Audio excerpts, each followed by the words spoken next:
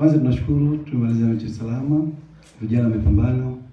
Mpira hutaki sababu, hutaki maneno mengi.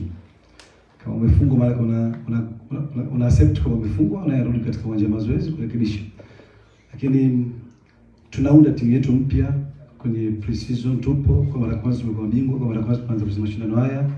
Vijana karibu wote katika first team ilivyoanza, wachezaji wawili tu walikuwa wakongwe, tulimaliza nao ligi, lakini bakia wote ni new players.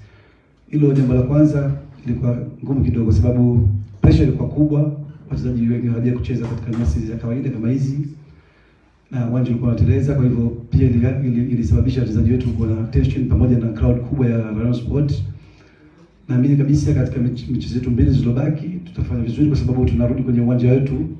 Mimi nasema uwanja wetu kwa sababu kwanza uwanja wa nyasi bandia ambayo karibu 99% Zanzibar ndio viwanja vyetu hivyo, ambao tuna train kila siku pamoja na siku hizi tatu tunakuja hapa tuna train kule, na mimi tukirudi kwenye Hakim Pele pale tutafanya vizuri. Japo kwa mechi zote mechi ngumu, lakini leo kitu kilichotufanya tusipate matokeo ni ugeni wa wachezaji wetu.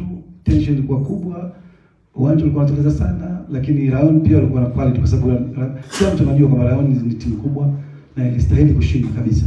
Na sisi tumekuja leo tulikuwa tunajua kwamba mechi yetu itakuwa ngumu, lakini tulikuwa tunataka tuone ile flavor wachezaji wetu nao waone. Kila siku wanaona kwenye TV kila mtu, lakini leo waone jinsi gani unagongana na watu, jinsi gani unazomewa, timu inashangiliwa, kwa sababu leo ilikuwa mechi ya away mara mbili. Kwanza away nje ya Zanzibar, lakini away watu ambao tunacheza nao ni kwao. Tukienda kucheza mechi nyingine kule tunacheza na watu ambao sio kwao na sisi sio kwetu, tunakutana katikati. Kwa hiyo naamini kabisa, lakini mimi kwa kweli nimeridhika. Rayon ni good team, lakini vijana wangu wamepambana.